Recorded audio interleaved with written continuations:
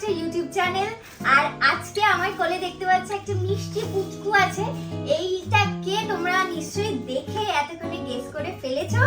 But আমি first time Gopal ঘরে আনলাম। গোপাল এসছে বৃন্দাবন থেকে, আর মানে এইভাবেই জাস্ট র্যাপ করে দিয়েছে বাবল র্যাপার দিয়ে। তার ওপরে এরকম বক্স ছিল, কিন্তু আমি তোমাদের এইভাবেই দেখাচ্ছি, খুলে দেখাবো। গোপালের মুখদর্শন তো ডেফিনেটলি করাবো। গোপালের প্রাণ প্রতিষ্ঠা করবো আগে, আর গোপালের জন্য অলরেডি গোপাল হাতে আসার মানে আমাদের হাতে আসার আগে আমরা কিছু গোপালের জন্য স্পেশালি শপিং করে রেখেছি, যেগুলো একদম মানে দরকারি, খুব নেসেসারি আর কি। আর এখনো প্রচুর শপিং বাকি আছে, সেগুলো আস্তে আস্তে করবো।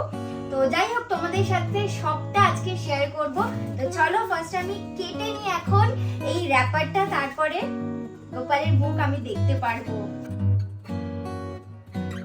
ভয় লাগছে। সেলো টেপ শুধু কে?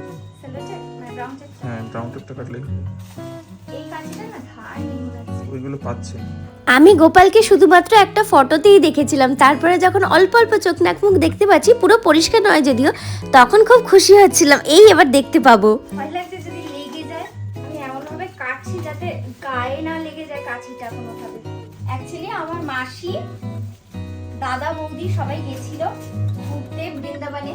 তো আমি বায়না করেছিলাম যে আমাকে ওখান থেকে গোপাল এনে দিতে হবে। তো সেই কারণে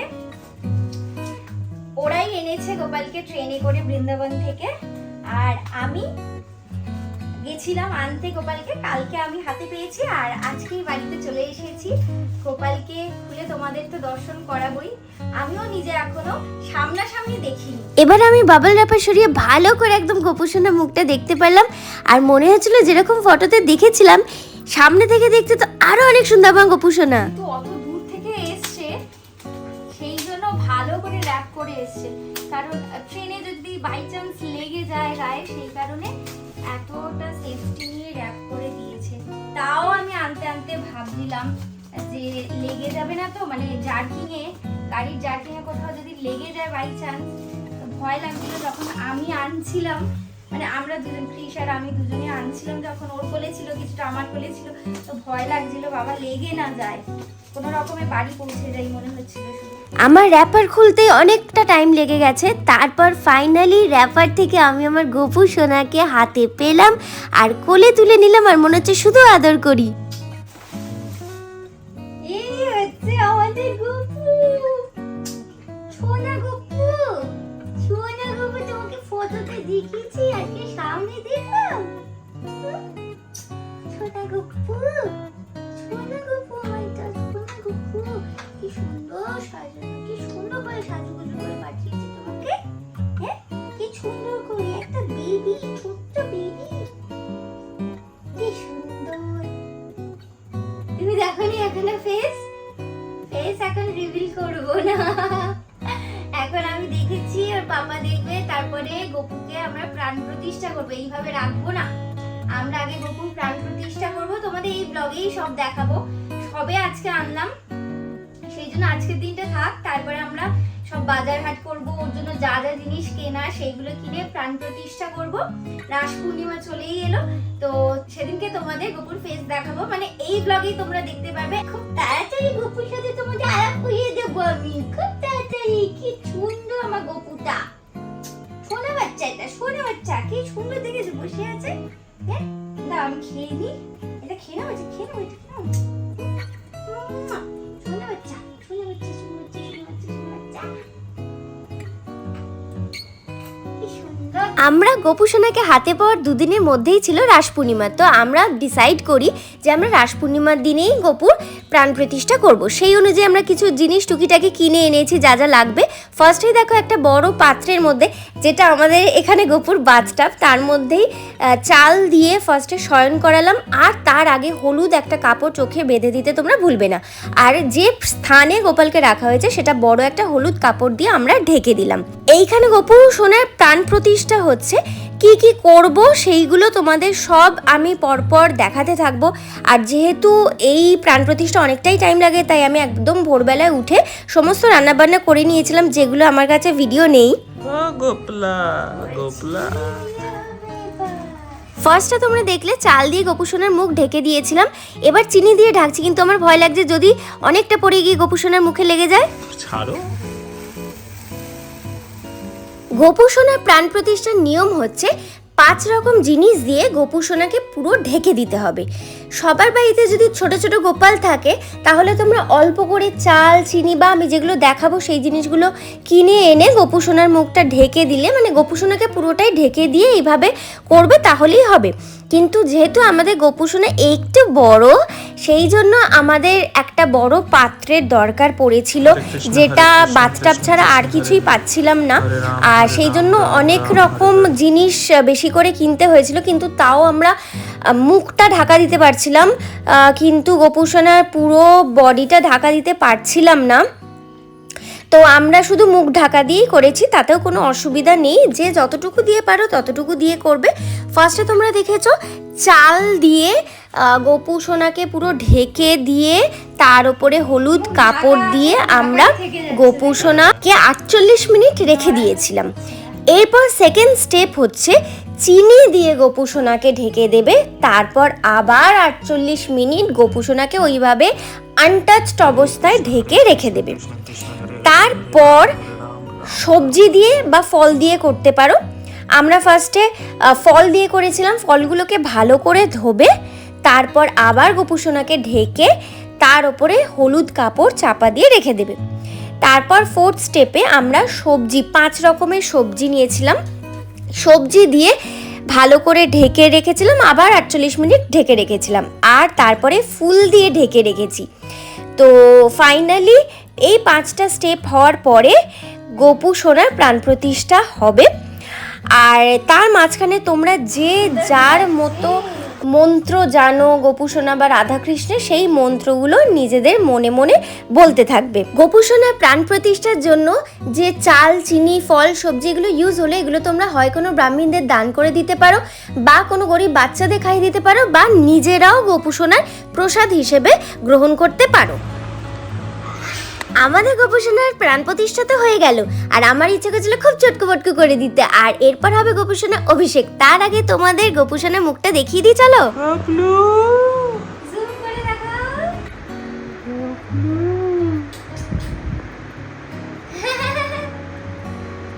দেখো তো কেমন লাগছে আমার গোপুটাকে, দেখো কেমন দেখতে, কি সুন্দর।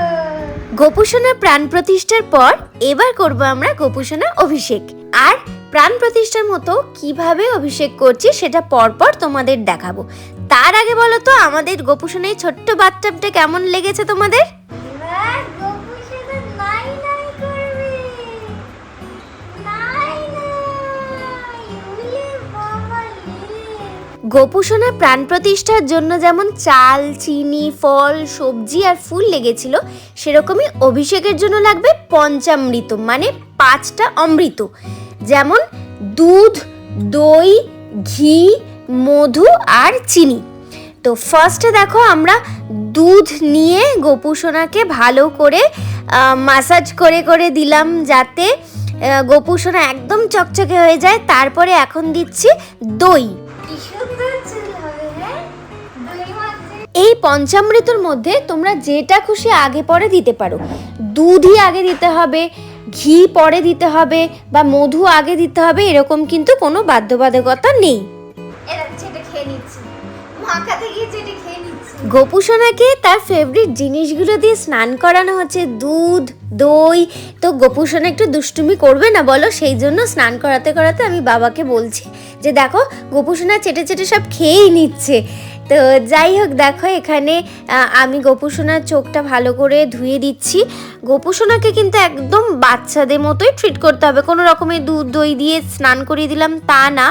চোখের মধ্যে এলে সেগুলোকে ভালো করে সরিয়ে দেওয়া, যেমনভাবে আমরা আমাদের বাচ্চাকে করি সেইভাবেই কিন্তু গোপুসোনাকেও স্নান করাতে হবে।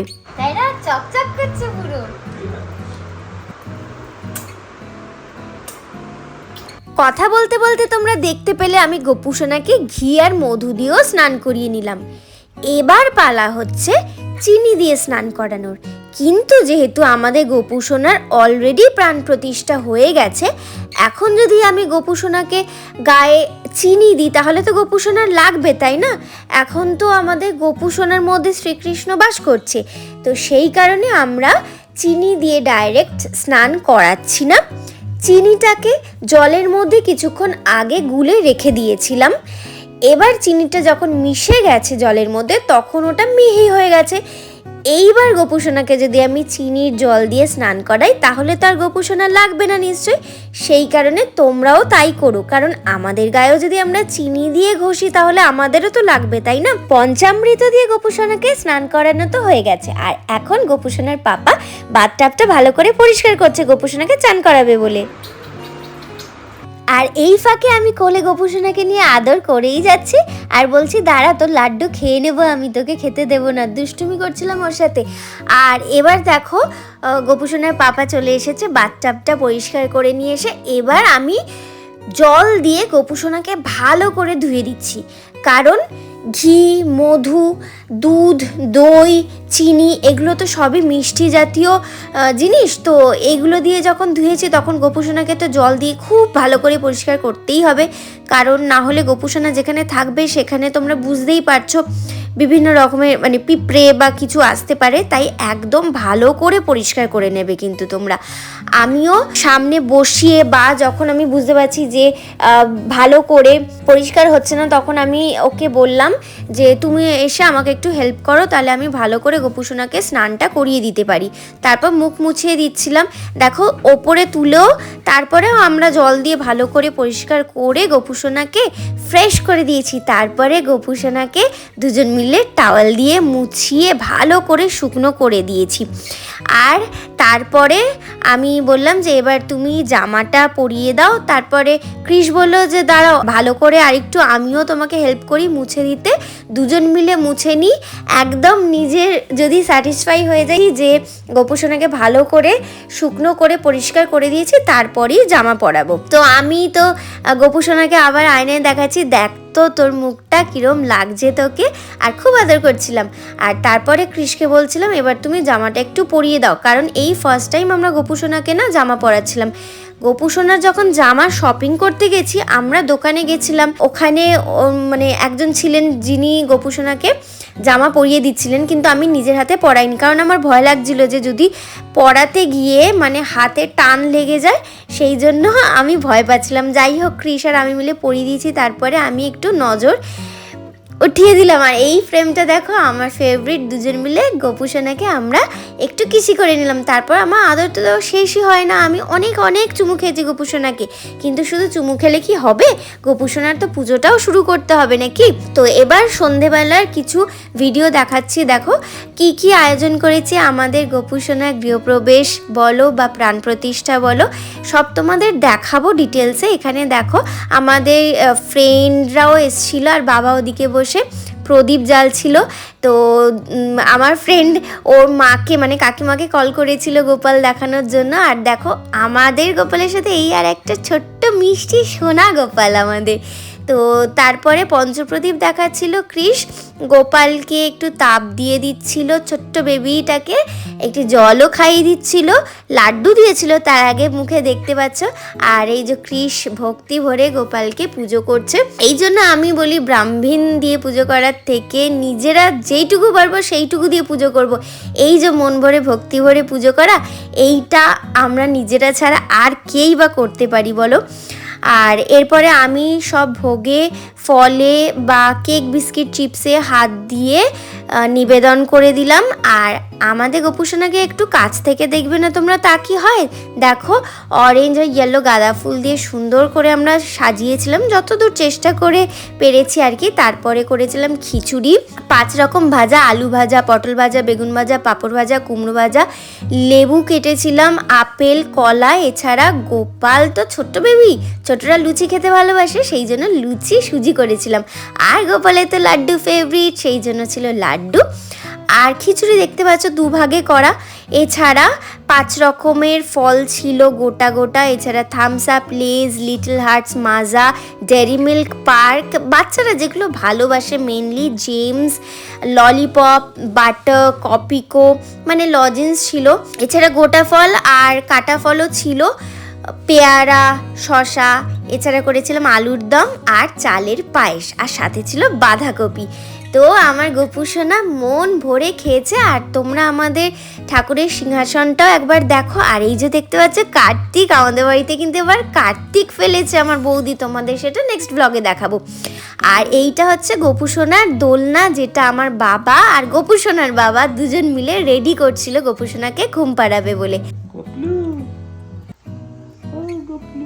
আর এখানে দেখো কৃষ গোপু সোনাকে বলছে, ও গোপলা তুমি শো। তারপরে আমাদের মনে পড়লো আমরা তো শুধু দোলনা না, দোলনার সাথে বেডিংও এনেছি, ওটা তো পাতা হয়নি। তো তারপরে আমরা বেডিংটা পেতে দিলাম।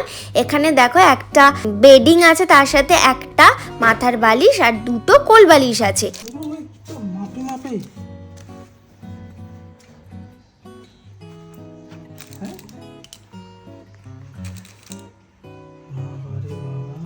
গপুকে দাও, এত স্টাইল, বলে এত স্টাইল।